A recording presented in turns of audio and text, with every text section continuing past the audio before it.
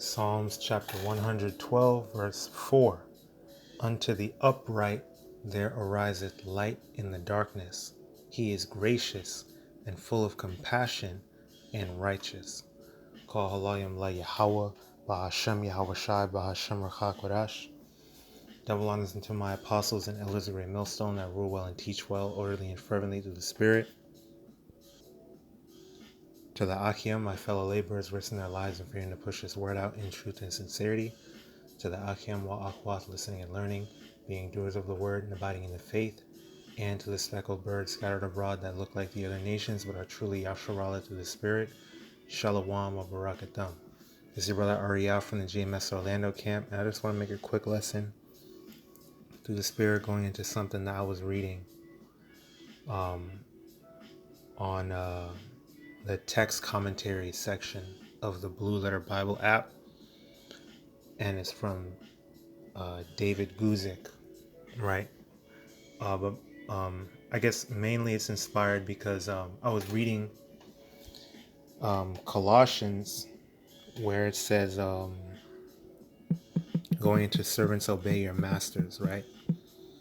I'll just go to it. Colossians 3 around verse 22 or verse 22. Servants, obey in all things your masters according to the flesh, not with eye service as men pleasers, but in singleness of heart, fearing the Most High. So the so-called white man, Esau Edom, which is his true biblical nationality, the nation of Edom, the border of wickedness, whom the Lord YAHAWASHI hates, okay? He has perverted the scriptures and taken this one verse, for example, out of context and made it to mean something that it doesn't mean. So during the time of our hardcore bondage, chattel slavery, he would use it to keep us in complete subservience and docileness to him. Okay, and he would use the Bible, take out books, take out verses, switch things around, add to it and take it away, which the scriptures directly say not to do. But that shows you the nature of this man that we're dealing with. This is the man of sin. This is the devil that the Bible speaks of, meaning deceiver. Devil means deceiver. Okay? Whose coming is after the workings of Satan. Satan meaning adversary, not the spiritual demon Satan, but this man. Okay? Esau Edom. Shows you he's completely contrary to the holiness, the singleness, and the purity of YAHAWASHI, the truth that is YAHAWASHI. Okay? Using it to tell us that we need to just be good little slaves and that's it. Now it's completely wrong. In the true context, the true understanding of the scripture is pretty much going into how the scriptures say in Romans to be subject unto the higher powers. Yahawashi gave the perfect example, right? He said, bring me a penny, bring me a dollar, whatever, right? You look at a dollar in this day and age, in this present time, whose face is on the money? The so-called white man's face, okay? So render unto Caesar that which is Caesar's. Render unto Esau what belongs to Esau. That's his fiat currency. We got to operate within the realm of Babylon in terms of the regulations, the laws, and shit like that. As long as it does not go against the laws of YAHAWASHI, like during the Maccabean period, during the time of our Greek captivity, they tried to get us to eat swine's flesh, and that directly contradicts the laws of YAHAWASHI. Within reason, right? So they chose rather to be put to death rather than to transgress the laws of YAHAWASHI.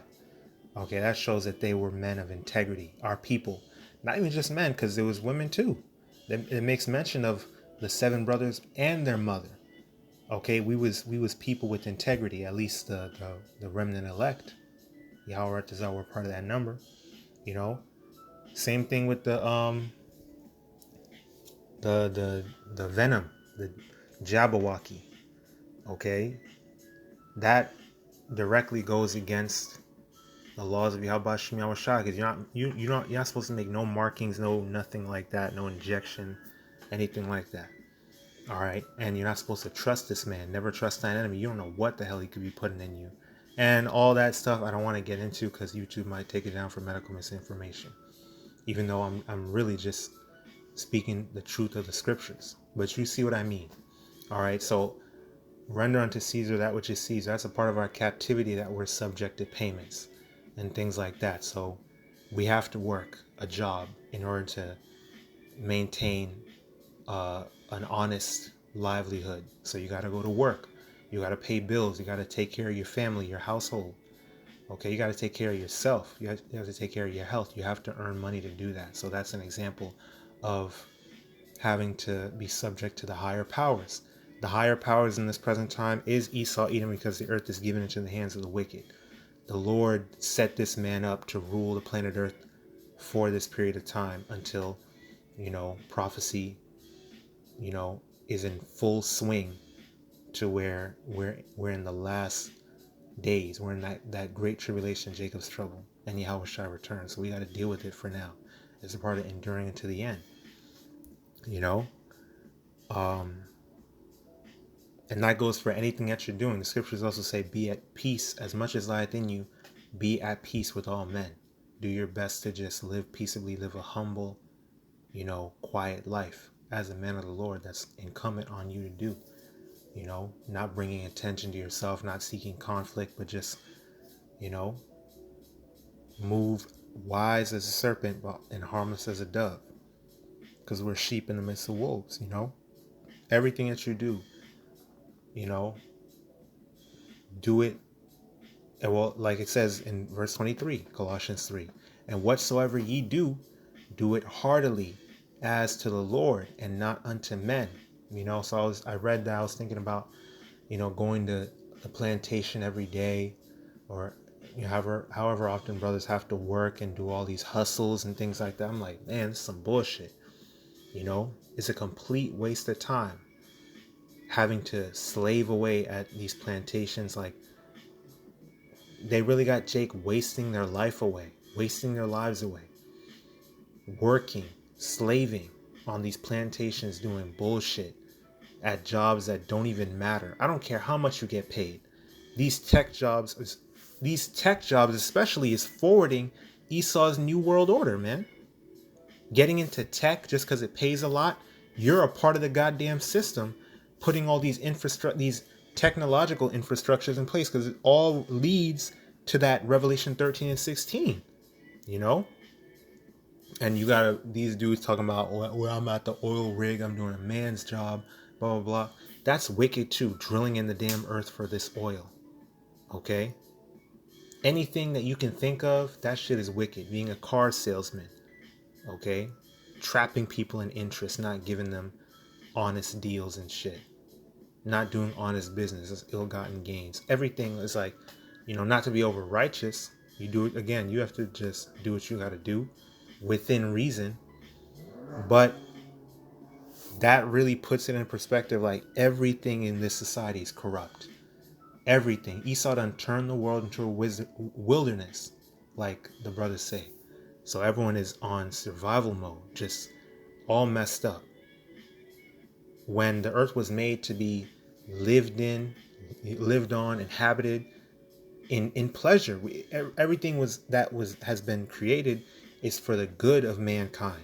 That YAHAWASHI purposed it to be righteous, for everyone to live in peace. But Esau done turned it all messed up. Everyone needs a gun now. Everyone needs atomic weapons. Everyone needs a military with all types of artillery and all this stuff. So I was like, man, like, what this shit, if we didn't have the truth, man, but the YAHAWASHI we do, and we don't need to worry about what if this, what if that.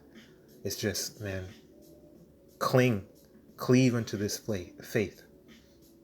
All right, stay faithful unto YAHAWASHI, serve him in truth and sincerity, and Lord's will, we may be a part of that number. But I was just thinking about that, like, man, Jake is just through, But knowing this truth, we have to, you know, we have to hold ourselves to that higher standard. We have to make sure that we are doing everything to the best of our ability in order to serve YAHAWASHI in truth and sincerity. Because this shit, and there's a lot of videos too, a lot of people complaining, saying, we're I just saw a video last night. I didn't watch it, I added it to my watch later, but it was some Edomite saying, the title was we're not depressed, we just understand the meaninglessness of this life. We all have to be paying bills.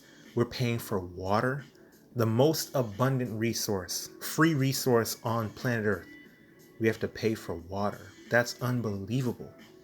We're paying for water in bottles. The fact that we're paying for food is ridiculous. Everyone should be able to grow, every household should be able to grow their own food, man. And I was just seeing a lot of videos like that pop up, like, yeah, man, y'all have no hope.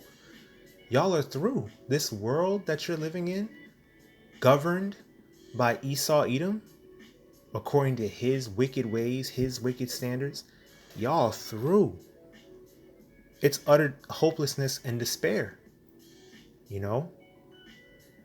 And that led me to Ecclesiastes, because I saw someone mention something on social media about the more you know, the more depressed you become, something to that effect. And somebody quoted it with Ecclesiastes, right? And it was Ecclesiastes, I believe, chapter 1 and verse, let me see. Yeah, chapter 1, verse 18. For in much wisdom is much grief, and he that increaseth knowledge increaseth sorrow. And in the NLT, it's the greater my wisdom, the greater my grief. To increase knowledge only increases sorrow, because you know the truth of the world that you live in, man. The truth of the elites that's running it, the truth of the futility of your life as a number, as a damn social security number, as a corporation, whatever they call it. Once you get born, you're imprinted with a damn social security number. You're just a damn tool for their business, for their enterprise to be forwarded. And it's pointless. Like, your life is pointless in this society, in this world. It's nothing but, it's hell. We're in hell. We're literally in hell. And first and foremost, you have to understand, with these videos that we put out, everything is directed towards our people. We don't care about the heathens, right? So as Israelites, we're in hell. But the crazy thing is that with how bad it is, that's how bad it is the fact that you can also apply this to the heathens as well. And this is supposed to be y'all's heaven. This is y'all kingdom. To the point, it's so bad to the point where Esau Edom, his own people, you Edomites, are the ones talking about this shit. You're the ones suffering and making these videos about this. I'm like, damn. Even Edomites are feeling the futility of life, the depression, of knowing that, wow, I'm just a slave. Esau Edom made his own people slaves. That's how bad this world has become. And the scriptures said it first. Okay, going into back to the remnant elect, YAHAWAH, we're part of that number. This is why we got to really cherish this, because wisdom and knowledge shall be the stability of thy times. With how bad this world is and how much worse it's going to get, and how colder and eviler the inhabitants of the earth, starting with Babylon the Great, is going to get. We have to really cherish this, because this is the actual hope. This is a lively hope that we are going to be saved from this. I made 3 precepts last Friday, going into the captive exile, seeking to be loosed, because we don't have this is nothing. Like, none of this matters. All that matters is the truth, is YAHAWASHI. That's the hope that we have. It's not just all doom and gloom. we have the promise of salvation, the promise of new life. Okay, the promise of eternity. That's what the seven brothers was talking about too. They said, even though we may die in this current incarnation of ourselves, this current regeneration, we have the promise, although, and that's faith, that although they didn't see it in their lifetimes, or, the next couple, not that they knew, but that's the point, is the fact that they didn't know. They didn't know when that prophecy of the new covenant, the promise of heaven, the kingdom of heaven being established, and immortality being bestowed upon Israel. They didn't know when, but they had the faith to believe that it was the truth, that it is going to happen. And that's our lively hope, is that we know that the word of YAHAWASHI is true, is that is what's waiting for us, so long as we endure into the end. And we've been enduring, Lord's will, with those men. We've been enduring for we don't know how many lifetimes. Scriptures say that in Ecclesiastes as well. There's no remembrance of former things, but we've been here enduring, going through the battle of this walk of faith that we're in. Serving YAHAWASHI, generation after generation. Lord's will, we're part of the elect. So we have that hope. That's why we gotta preach this word. We gotta push this gospel out. That's the good news, is that we have the Savior. We're awaiting our Savior's return, YAHAWASHI, to deliver us out of this final captivity, out of this final generation. All right. And that led me to the text commentary for Ecclesiastes. So I'll read this first. Ecclesiastes 1:1. The header says, the futility of all endeavor. Verse 1, the words of the preacher, the son of David, king in Jerusalem, the city of peace. You ever think about the names of everything? I was just talking about that with the brother Kasadia when he, after camp, is like, you got these different names. America, named after Amerigo Vespucci, an Edomite. Okay, you got Europe, you got China, you got Canada. All these names. Who came up with these names, man? Who named? You look at a world map, you look at the globe. Who put these names everywhere? Because Japanese people don't call themselves Japanese. In their language, it's Nippon. Japan is Nippon. It's not Japan. And Japanese people understand some English. They say Nippon. When they speak about the language Japanese, they say Nihongo. Okay? Japanese people, they say Nihonjin. Okay? Korean. It's not called Korean. They say Hangul. All they don't. The standard is Esau, man. Esau done set the standard. Esau done put names on people, and people just gotta go with it because he's the ruler of this current world, man.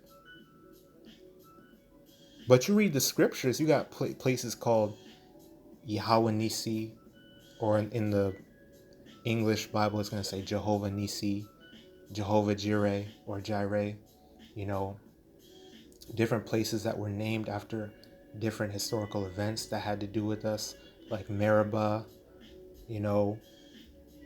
There's one place, I forgot the name, but it was named after Asa, I believe his name was, when he done kept some of the heathen substance that the Lord told us to just destroy all of it, don't take none of it, and it was named after that event where he brought upon our people tribulation, and the Lord judged us for that. So these different naming, the naming conventions right now is after Edomite shit. But in the kingdom, I believe, like, that's just something that me and the brother was speaking of as men, like everything about to be renamed, just that. Like, can you imagine everything being renamed in Hebrew, the true names of everything? It's crazy. Just to think about that, like everything's going to be renamed. It's just something to think about. It's like, wow. You know, Yerushalayim, the city of peace. Yara meaning city. Shalom meaning peace. Yerushalayim, the city of peace. We've done nothing but provoke YAHAWASHI to anger, so we haven't known peace except for the 40-year period of King Solomon's reign. But there's a reason why we're named Yerushalayim, man. There's a reason why we're the city of peace. And we're going to come back to that glory soon, man, according to the word of YAHAWASHI. So that was just something else. You know, you got to meditate on these things, man, because we have a lot to look forward to. Do not. I was just talking about, you know, the futility of life and everything's so depressing, and you know, to the point where even heathens are feeling it. Even Edomites are feeling that. But never forget, bro, you should be meditating and occupied in the words of prophecy every single day. Otherwise, you will bug out and you will just lose yourself, man. You got to cling to this word, because this is our lively hope, man. But anyway, this was King Solomon that was writing this, right? Ecclesiastes 1, or that was preaching this, okay? Verse 2, vanity of vanities, saith the preacher, vanity of vanities, all is vanity. In the NLT it says, everything is meaningless, says the teacher, completely meaningless. What do people get for all their hard work under the sun? In the KJV it's, what profit hath a man of all his labor, which he taketh under the sun? One generation passeth away, and another generation cometh, but the earth abideth forever. You know? And I did a video on that too. The earth is eternal. You know, that's a big truth. Just mentioned in passing in the scriptures, the earth abideth forever. Meaning that no, it ain't gonna be no supernova, it ain't gonna be no climate change, global warming that destroys the earth in 1 billion years or whatever the hell Esau's talking about. That's a big lie that he pushed out, which is destroyed in one verse. You know? But, so I wanted to read that so you can get the preface of what we're about to look at in the text commentary real quick. So I took a screenshot of this section. It's Commentaries, David Guzik Study Guide for Ecclesiastes 1. So it says, speaking about the preacher, you know, King Solomon, he thoroughly examined the emptiness and futility of life lived without eternity. That's the key. The emptiness and futility of life lived without eternity before coming to because we read, one generation passeth away, another generation cometh after, but the earth abideth forever. Meaning that we got like 70 years or so, and we die. And in the ancient world, they live much longer. All right. In the scriptures, there's a couple of verses on that too. But life lived without eternity, right? Before coming to the conclusion of the necessity of eternity, right? For YAHAWASHI made man to be immortal and to be an image of his own eternity. Nevertheless, through envy of the devil was sin brought into the world, roughly paraphrasing Wisdom of Solomon. Okay? It says, we face the appalling interference that nothing has meaning. Nothing matters under the sun. It is, right, all is vanity, vanity of vanities, right? It is then that we can hear as the gospel, the good news, which it is, that everything matters. Everything does matter. For Yahweh will bring every deed into judgment with every secret thing, whether good or evil, right? So without the knowledge of YAHAWASHI, everything is meaningless. To the world, everything is meaningless. But knowing the truth, which King Solomon did know, but that's the thing, is that King Solomon, he had the wisdom, man. He went into every aspect. Even the dark magic and stuff like art magic, stuff like that, he went into it. So he had that knowledge. So he was like preaching from that perspective of the observable universe, you could say. I think he said that in the commentary as well.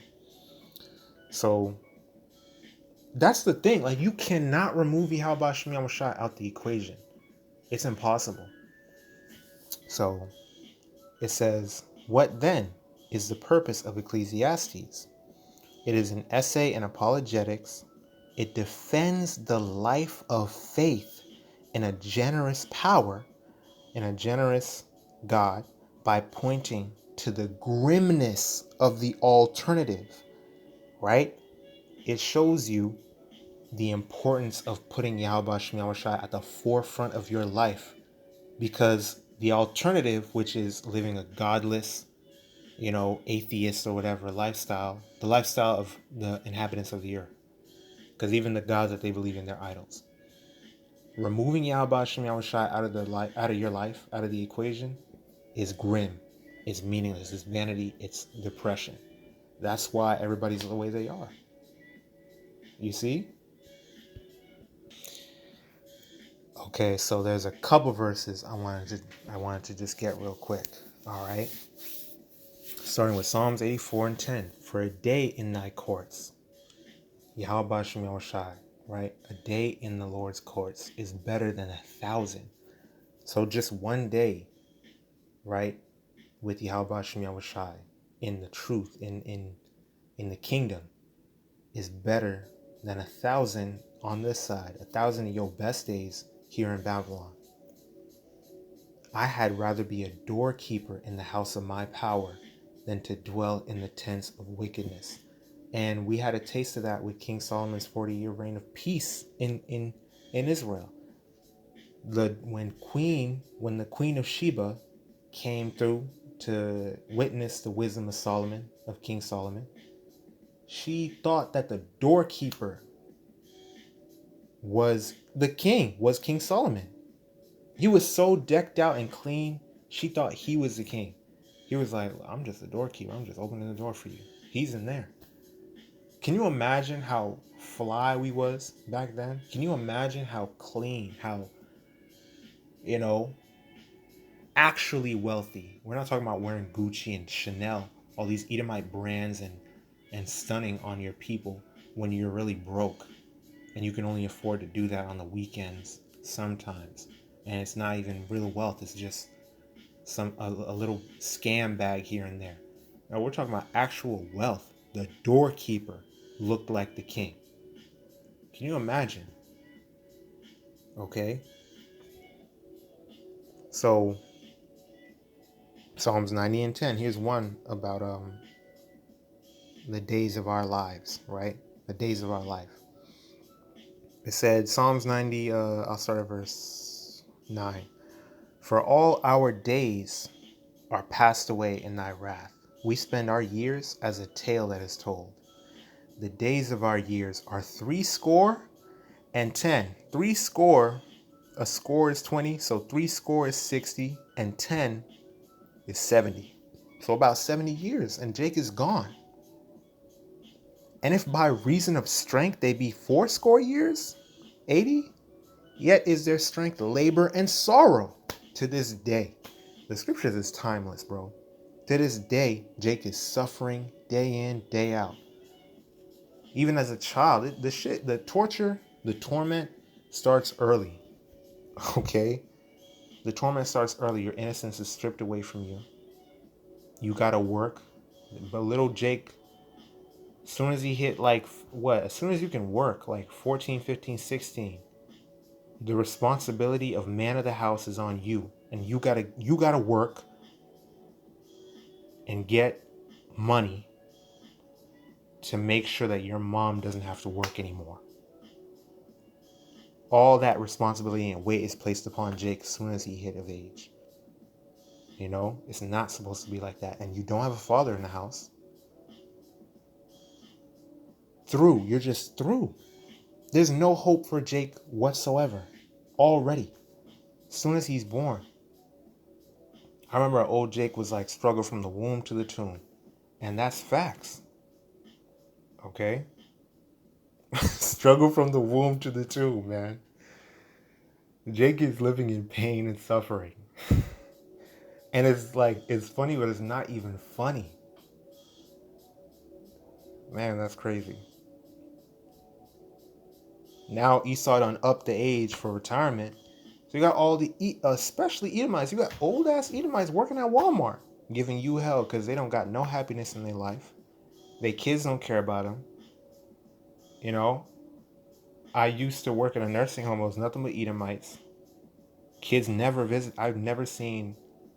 It was like 1 or 2 times that somebody actually visited their damn mom or their grandmom or something. Their kids don't care about them. They throw them in a nursing home and they're like, I'm gone. Now I don't got to worry about your ass anymore. I can take your house or whatever. You know, take your car and your money. They don't care. You know, it's nothing but suffering and pain in this world that Esau is spearheading. Especially for Jake, man. If it's like that for Esau, what do you think it's like for Jake? We experienced that shit. We see that shit going on in our families, our friends, you know, all types of shit. No wonder people is depressed. You got the highest rates of suicide ever. We was just talking about that this past Saturday at camp. You got kids as young as 9 to 12 talking about committing suicide. What the hell is you depressed for? You should be playing. You should be talking about, you know, Wonder Pets and what's that little girl name? Doc McStuffins. Like, you should be worried about that. You should be worried about, you know, what game am I going to play next? You know? But even children is talking about killing themselves, man. This is how Jake is living.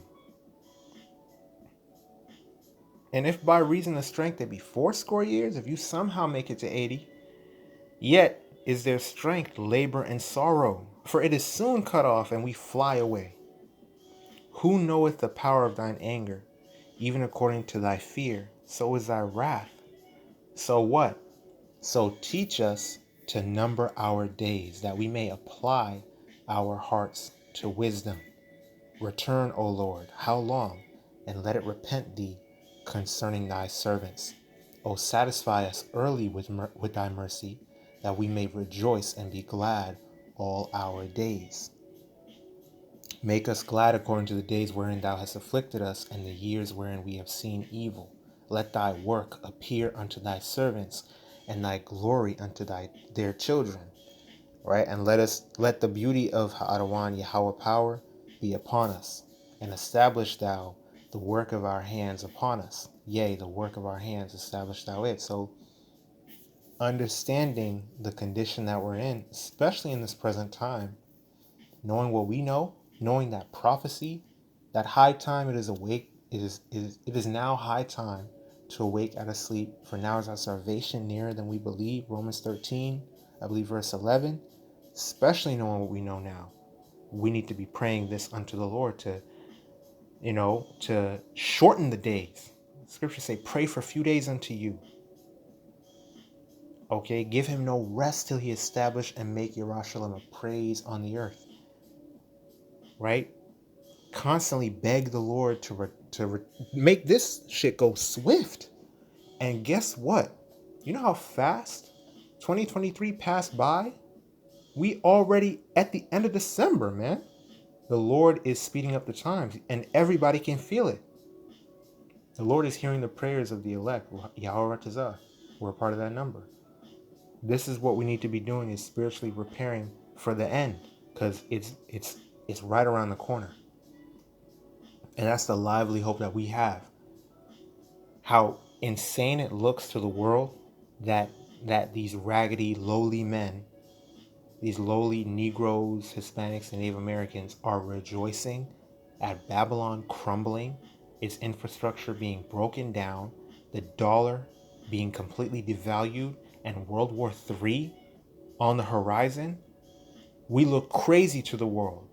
But knowing what we know, we know that that is our hope in our captivity ending and the kingdom of heaven being established, and Yahawashi returning to deliver us. Because everyone else, shit hit the fan, chaos ensues, they're done. They have their little guns, they have their little security systems, but they have no assurance of life.